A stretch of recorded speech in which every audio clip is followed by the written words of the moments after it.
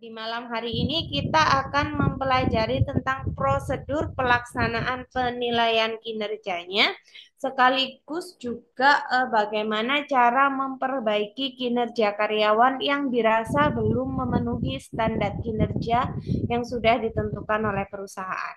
Jadi tentang prosedur pelaksanaan evaluasi kinerja, mengapa kita mempelajari prosedurnya? Agar proses evaluasi dan atau pengukuran kinerja itu bisa berjalan tertib, sistematis, dan logis, maka perlu diatur tahapan-tahapan di dalam organisasi, di mana dalam proses pelaksanaan evaluasi kinerja, tahapan-tahapan yang harus kita laksanakan, prosedur-prosedurnya, yaitu yang pertama, kalian harus tahu dulu tentang manajemen kinerja.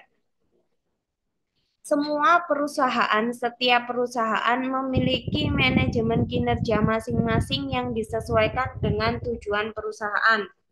Perusahaan manufaktur memiliki manajemen kinerja sendiri, perusahaan jasa juga memiliki manajemen kinerja sendiri. Jadi prosedur pelaksanaan evaluasi kinerja yang pertama yang harus dipahami adalah manajemen kinerjanya dulu.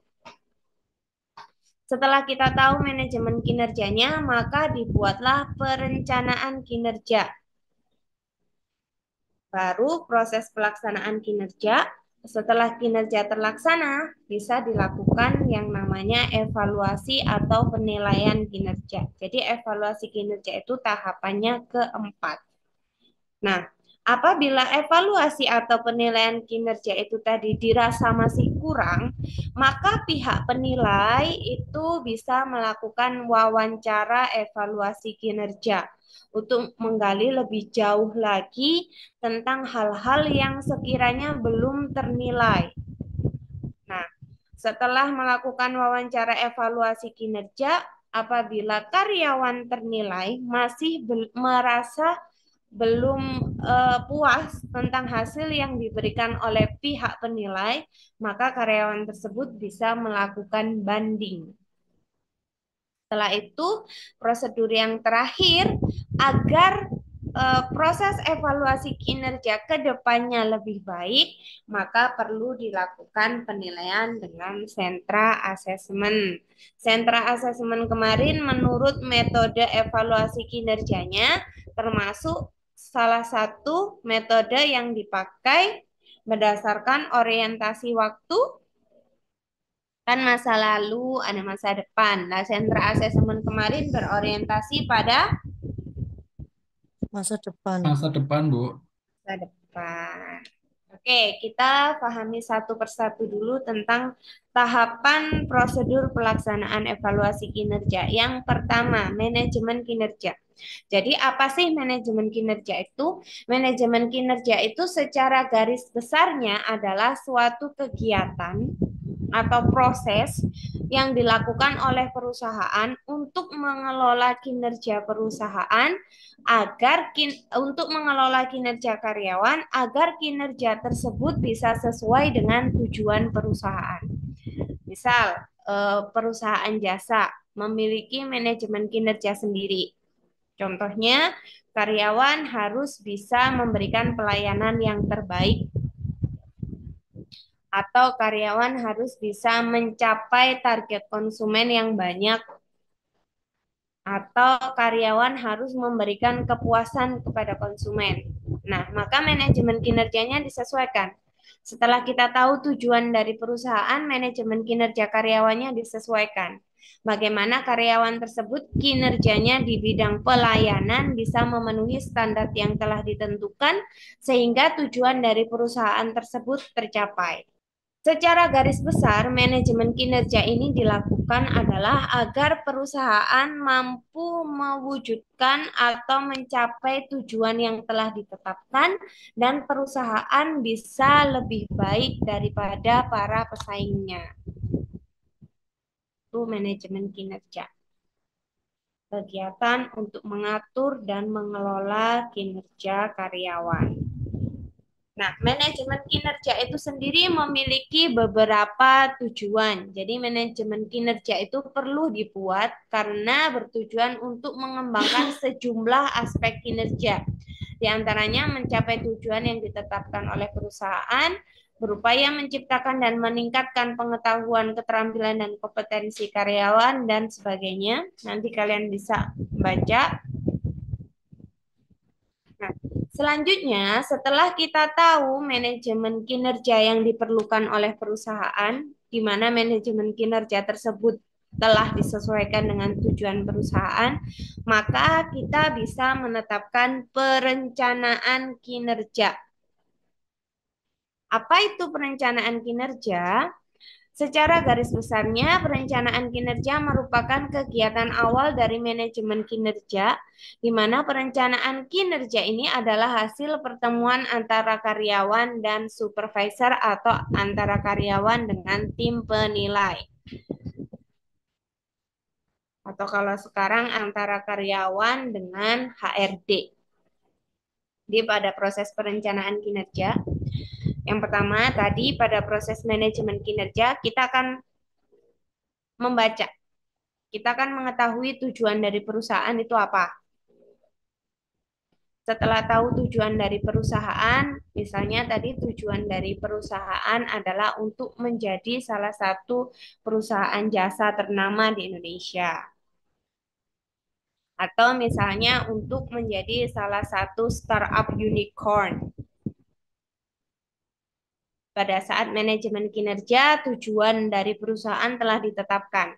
Setelah tahu tujuan yang ingin dicapai oleh perusahaan, maka antara karyawan dengan pimpinan atau antara karyawan dengan bagian HRD membuat suatu perencanaan kinerja. Di mana pada saat pertemuan antara karyawan dan supervisor tersebut akan membahas tentang tugas dan pekerjaan serta tanggung jawab yang harus dilaksanakan oleh karyawan. Yang kedua, kompetensi karyawan yang diperlukan. Standar kinerja yang dibuat. Jadi pembuatan standar kinerja itu masuk pada tahap perencanaan kinerja. Jadi pada tahapan perencanaan kinerja, standar kinerja itu dibuat.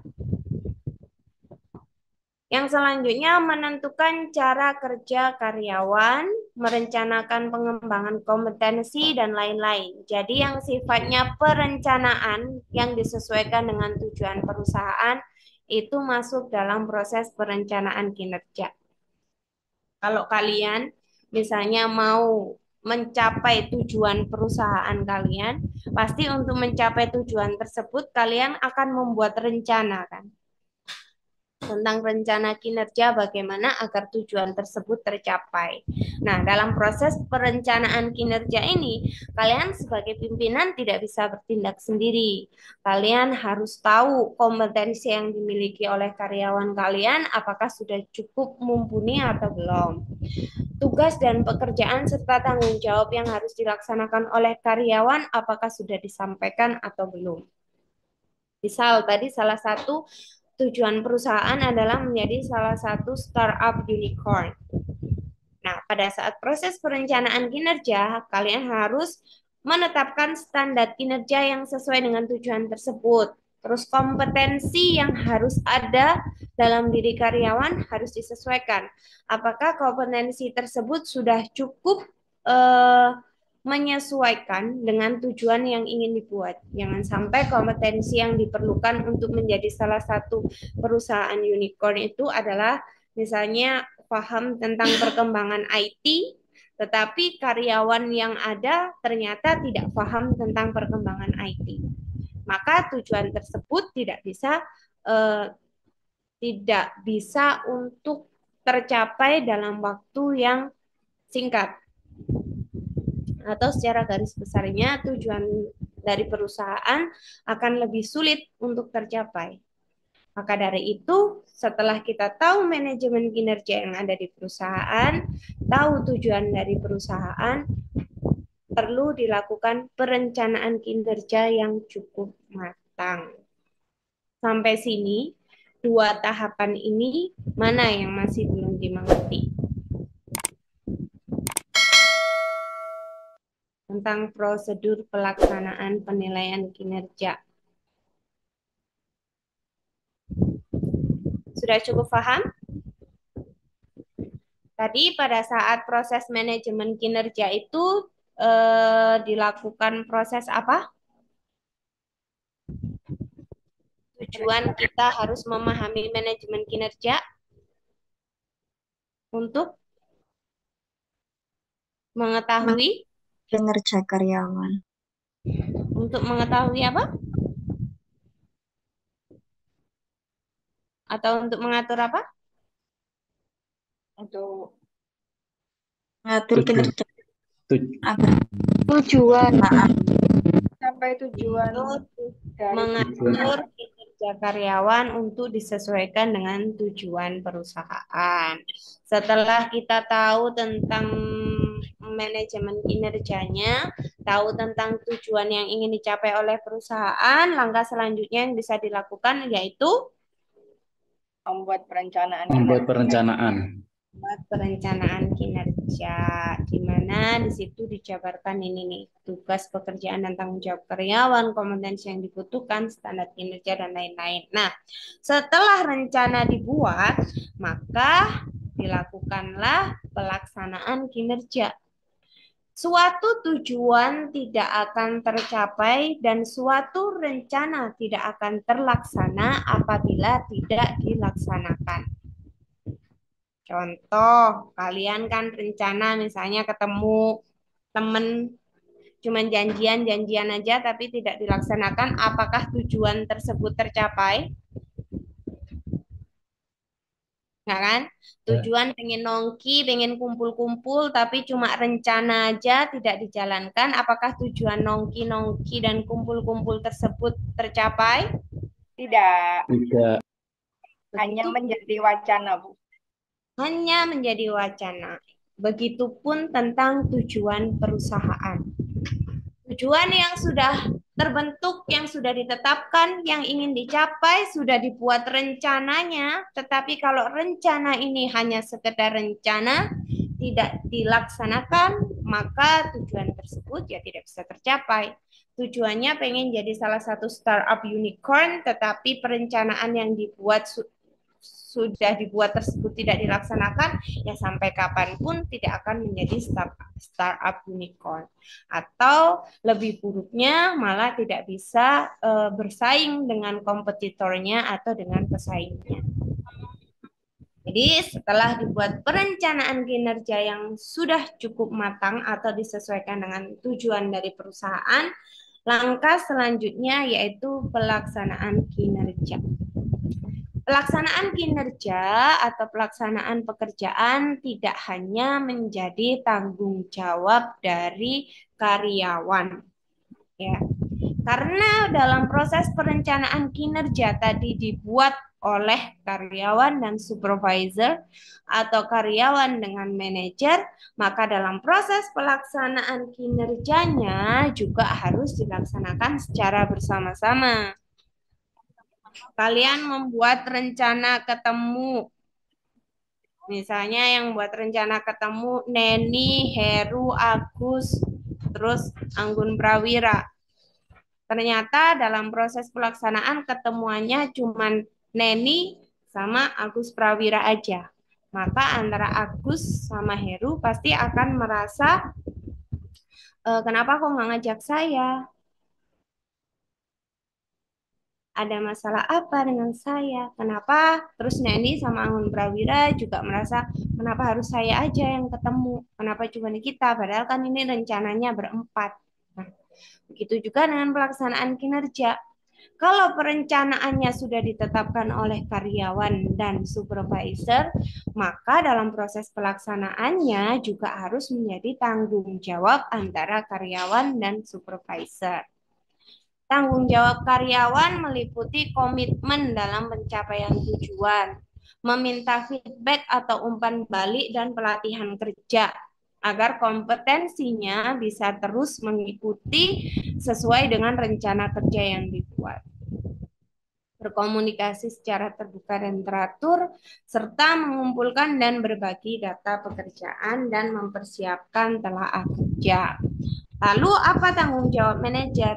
Dalam proses pelaksanaan kinerja, tanggung jawab manajer atau supervisor di antaranya yaitu menciptakan kondisi kerja yang memotivasi karyawan, mengobservasi dan mendokumentasi kinerja karyawan, menyesuaikan dan merevisi tujuan, standar kinerja dan kompetensi, memberikan umpan balik dan pelatihan sesuai keperluan karyawan, menyediakan peluang pengembangan karyawan dan mendukung perilaku yang efektif.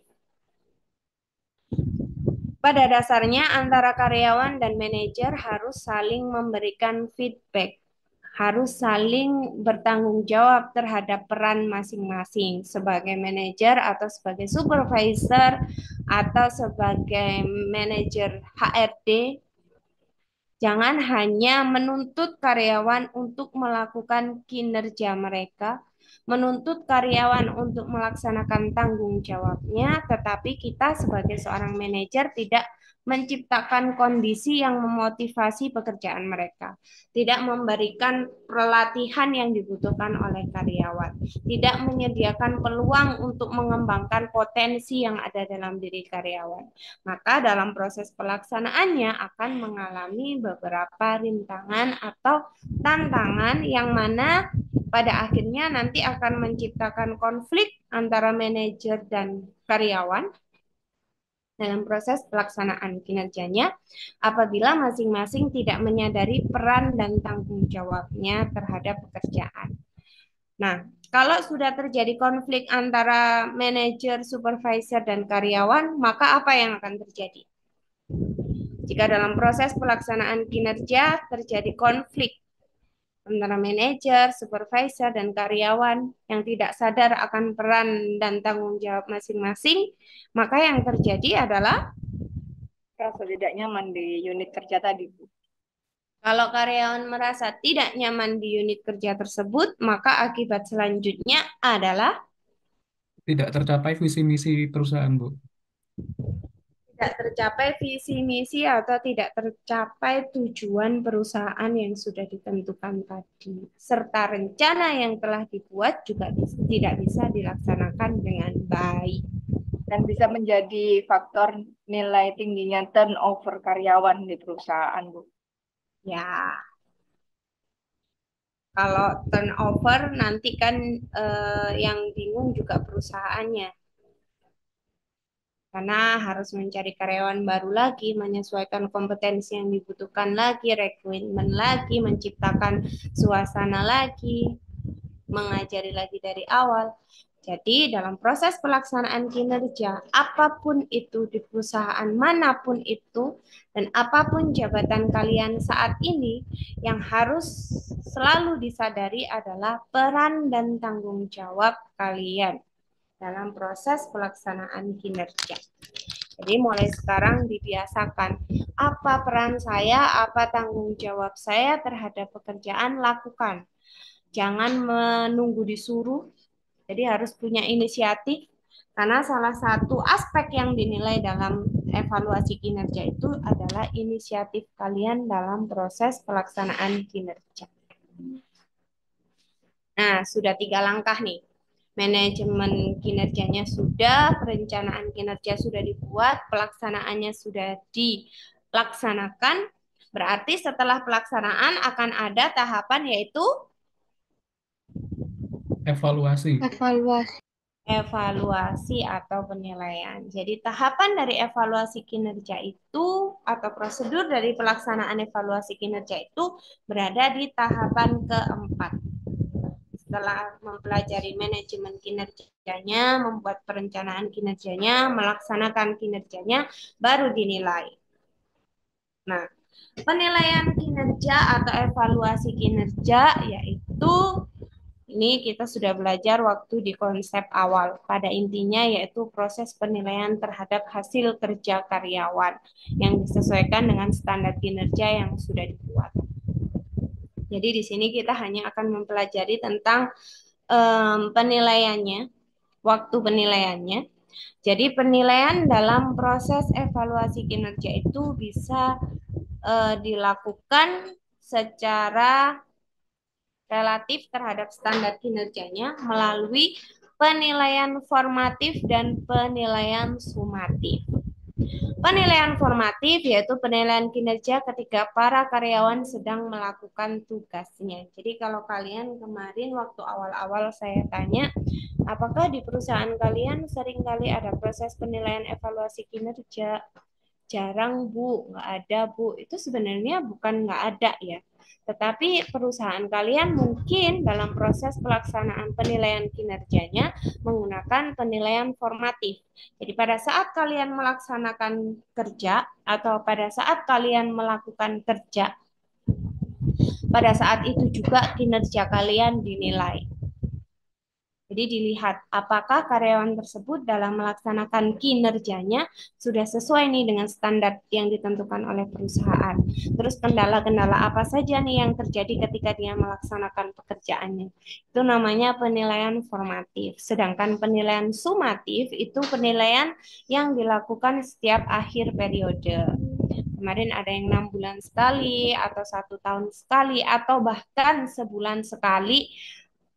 Untuk beberapa divisi, misalnya divisi bagian keuangan, dilihat pada akhir tutup buku, penilaian dilakukan pada akhir tutup buku. Yang ada periode penilaiannya itu namanya penilaian sumatif. Jadi kalau formatif itu dilakukan setiap saat, dinilai pada saat kalian melaksanakan kinerja. Next. Wawancara evaluasi kinerja. Ini tadi. Pada saat kalian dinilai atau dievaluasi, entah itu penilaian formatif maupun sumatif, maka tim penilai akan memiliki hasil dari proses evaluasi kinerja itu.